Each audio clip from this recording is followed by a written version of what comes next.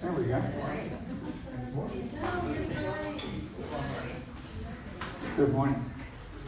So, starting over again. By the way, I forgot to tell RJ I'm starting. If you see what he's got up there, he's got his iPhone up there, and he's actually streaming this live on Facebook. Oh, cool. Okay. And he shared with me before we started that there were, 132 people watching the last one? Yeah. I don't know where all these people came from. It's kind of like, hello! Anyway, and I got to pull my notes out because I really want to take this whole idea of Jesus and what the message was and what happened and how does it apply to us. I'm a great believer, and I grew up, a lot of you know, in a very strong fundamentalist church. And I do share that I used to sit there and think, how can most of the world be going to hell just because they haven't heard of Jesus? And it never made sense to me, so I knew I knew there had to be more to it. There had to be an overall program, and there had to be an idea that he was sharing that made a difference. And I also spent time studying other, call them avatars, if you will, or whatever, great spiritual teachers, and they all had a root in truth, and I started understanding what Jesus the Christ was saying. So the first thing I want to do is unity, a positive approach, and this is what unity believes. Simple basics. Remember I said we have a tendency to forget because we so get used to all the buzzwords, and we're really good at saying them, but where are they? What do they mean? So, unity in this book, and there's some on the pack, it says, God. What is God? Everybody ready? God is spirit. The loving source of all that is. God is the one power. And unity believes that there's one power, folks. There is no power for evil. There's only a power for good. And evil shows because we created ourselves. Okay? Very, very interesting concept. And then, by the way, the Bible does say God is spirit. We must worship him in spirit and in truth. So it's clearly said. And spirit, by definition, is everywhere present. Which means every little molecule of you, every little molecule out here, has God in it. And we are all part of that universal thing we call God. Jesus, you ready for this? We believe, that sounds pretty daunting, we believe that Jesus expressed his divine potential, which means each one of us has divine potential within us. And that was the key that I heard spiritual teachers teaching throughout the universe. And no matter who it was, no matter what the spiritual teacher was, the conversation was, we are the expression of divinity, each one of us. And at some level, we're all connected as one. So we believe and sought to show humankind how to express ours as well. So what he was doing was showing us how to live a life to express the Christ. Now, Jesus' last name was not Christ.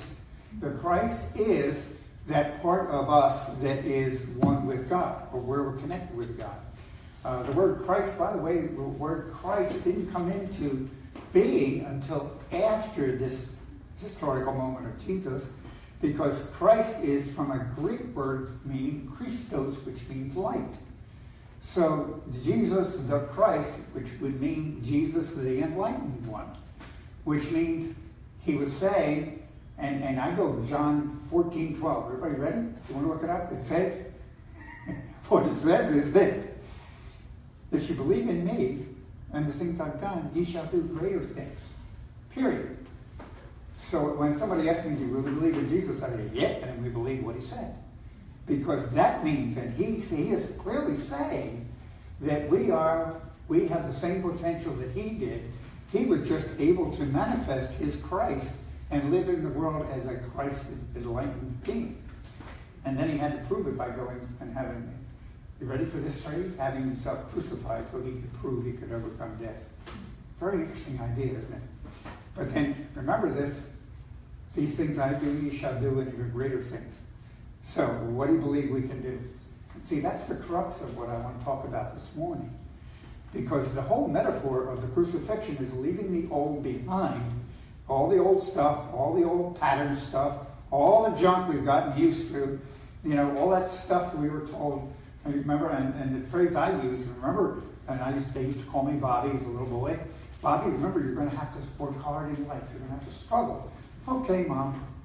So my belief has been that. And so what is each one of our beliefs that we're carrying around with us that we need to leave behind us? And then resurrect into the new spiritual self, which is who we are in Christ. Okay? Simple message. Very, very simple message.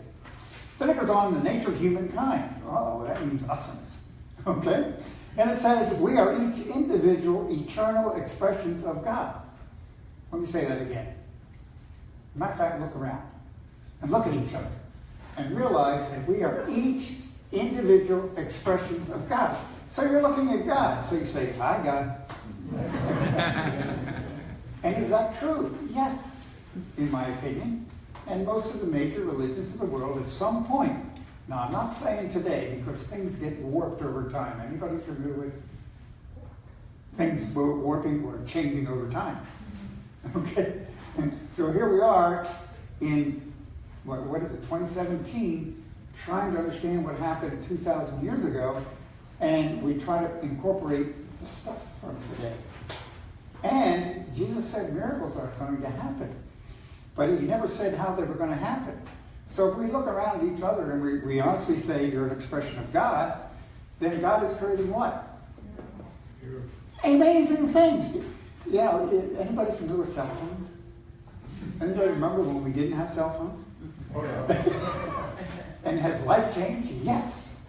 I was reading an article again. They're saying in 20 years nobody's going to have to learn how to drive a car. Because all you do is call and have a car, and you pick you up and take you where you want to go. Life has shifted dramatically. And who created those shifts? I believe the divine energy working through God in expression in each one of us, here and throughout the universe. Last count, I think there's 7 billion of us. A lot of energy being expended on the earth. And the question is it being expended for good or is it being expended for the other side? Okay, and it's up to us what to bring through. And the way we bring it through is through our thinking. So it goes on, it says, nature of each individual expressions of God. Our essential nature is divine and therefore inherently good. So no matter who it is, they have good within them, and they have just allowed negative thinking to take them down rather than up. And there's a lot of more stuff in here. Okay, we've got 4 or 5 of these here. And basically, prayer and meditation is the answer to reconnecting with spirit. You see, there is an energy for good in the universe. There's a spirit for good in the universe. There is a frequency for good in the universe. And our job is learning how to tune into the radio station we call God. Now, there's no magic in the name God. There is. However, if you stop and think about it, God is the old German conversation, which meant the highest good, gut, okay, which was transformed into the word God, which is used in our English language. Now, the names for God, there's many names for God. In unity, we have a tendency to call it divinity or source or love. There's all kinds of words for it, but it's the same energy, and it's how we individually bring that energy through into the world around us. And how do we do it? And how do we connect? How do we set the radio station so life works? It's a big, big question. And there's all kinds of ideas out there. Anybody familiar with some? If you really stop and think about it, I don't know why the whirling dervishes came into my mind, but they are part of the charismatic Sufi, the Sufis, and that's a branch of Muslim, and it's by whirling they reach a state of ecstasy. And they do. Okay, so there's all kinds of ways to get there. The question is, what are you doing to get there? And what are we resurrecting into? See, if I'm going to leave the old behind, then I got to fill it up with something new. Donald's working on awakening, and the conversation really is, if you stop and think about this, as a child of God, you're already there.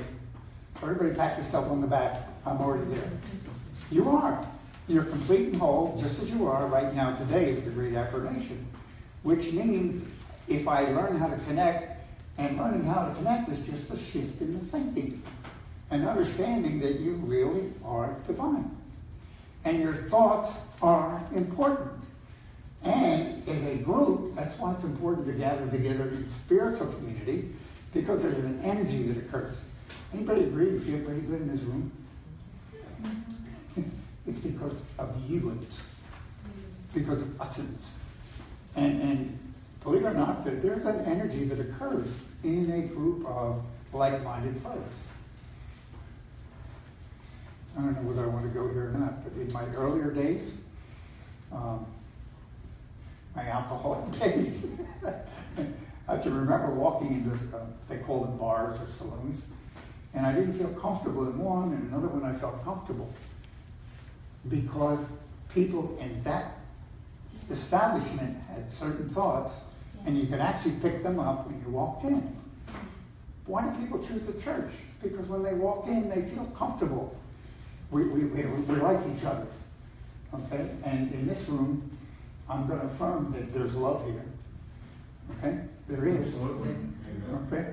And I affirm it, and I know it, and I want you to affirm it, because that's who we are. So, at your core, the Christ is resurrecting, okay?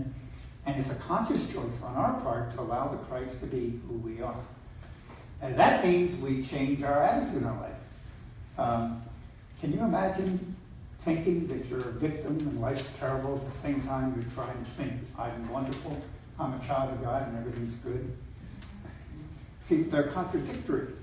So there's that divide, right? It's kind of like right in the middle of I go this way or I go that way. Earlier we talked about the faith and the idea of the pineal gland. And the pineal gland is really right in the middle of the brain, and it opens and shifts. And when a positive thought, and we think positively, it sends energy this way. And if we're thinking negative thoughts, it sends it that way. And now, not geographically, but there's like a trap door that opens. And if I want to think negative thoughts, it takes me down. As a matter of fact, science is now proving that thinking can change the actual DNA of a human being. Okay? And if you want to look it up, Bruce Lipton is the guy that wrote that. Okay? So there's been a lot of work in the area of thought. And thought is, I'm a child of God. As a matter of fact, I think we should say that. Everybody ready together? 1, 2, 3. I am a child of God. Please think about that phrase. What does that mean? What does it mean? I'm perfect and whole. Okay? I have everything I need. And no matter what, my relationships are good. And by definition, I'm part of good. Okay? And if I hold those thoughts and learn to operate at that level. I was interested and I wrote it down. I had to write this down. I heard in Mally's meditation. By the way, did that work out? Yeah. If you notice, we're trying to work new things. We're going to have somebody else next week. We got a guest meditator. So anyway, it's important for this community to operate together. Anyway, she used the term higher dimension. Higher dimension. And it's in that conversation, is there a vibration that I can vibrate at, that I can think at, that I can surround myself in, that is a higher vibration that takes me up to a level of peace, joy, happiness? Because the promises in the Bible they're pretty dramatic, folks. They really are. And the key to it is, am I going to believe it? And once I start believing it, I start accepting it as true, and it starts happening. Now, the problem with it is the only way to find out is try it. Okay, everybody got that? It's kind of like, you got to do the work in order to get there. Now, whether you do the work of chanting, whether you do the work of affirmations, whether you do the work of prayer, which is asking, meditation, which is listening. In my opinion, much better to listen than talk too much. Okay? And there's all these paths to the divine, and we all have those opportunities, whatever they are. Now, some people like quiet meditation, some people like music in the background. So, see, there's all these different varieties. And rather than saying, well, I don't like that one, find out what you do like and do it. You got it?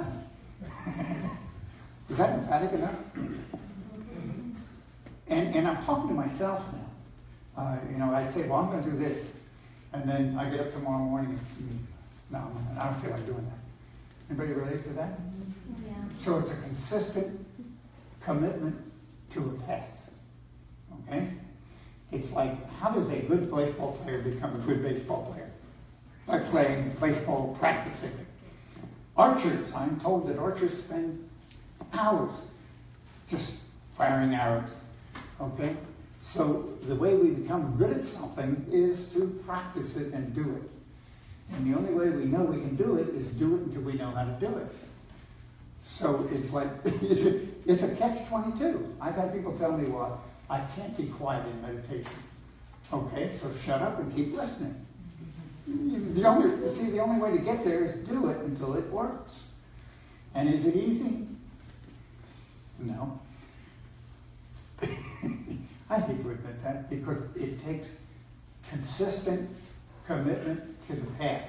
Because the world out here is diverting us all the time. I don't know about you, but I get drawn to the TV, okay, and I get drawn to the newspaper and conversations. As a matter of fact, I'm sitting somewhere, I can hear negative conversations a mile away, okay, and all of a sudden I'm right into it. So there's all this input around us that's telling us we're not good enough, et cetera, but there's a word that is telling you you're a child of God, you're perfect and whole, and you are God's child, which you just affirmed a few minutes ago. Okay? Now, what's interesting, and I haven't even looked at my notes on what I was going to talk about. Madeline's, and what I have written is, the Christ is risen in me. So let's say that together. The Christ is risen in me. You ready for this next part? Yeah. The old self is gone. The old self is gone. See, it's like we want to hang on to the past. I've been talking about it the last couple of weeks. That moving has created all kinds of pressure on me. Trying to get, I've got files. Oh, I might need them someday. Pictures. Oh my God. Yeah. How many pictures do we have? Endless. Okay. So we're going to build a fire and burn them. Notice we haven't done it yet? Because we might need one. See, we want to hang on to the past. And what is in the past? Memories. It's gone. It's gone. The only thing we're actually creating is tomorrow. Now we have to be present in today, which is the mindfulness idea. And being mindful of who I really am. And being present to what's happening now. Not what's in my mind, what's happening. Like right now, you're hearing my voice. There's also noises outside. There's all kinds of things going on around us. And it's being mindful of those ideas. And, by the way, I've also written down here, a lot of people don't know that Jesus Christ, we use that term very easily, but his name was Yeshua ben Joseph, which meant Jesus, son of Joseph. That was how they identified each other, not Jesus Christ. That was a title that came later as Jesus the Christ. Okay? I was going to go into metaphysical definitions, but we're not going to do that. Don't have to do that. Good. What do you mean? Because the cross and there's all kinds of metaphysical definitions, but we have covered it.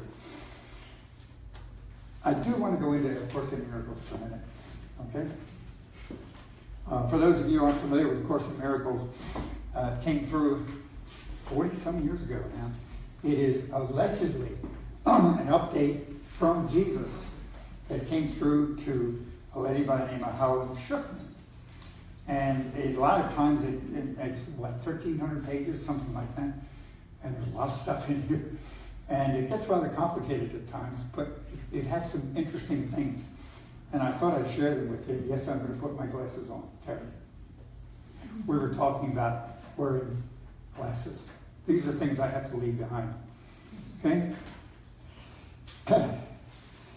This is the way to heaven and to the peace of Easter.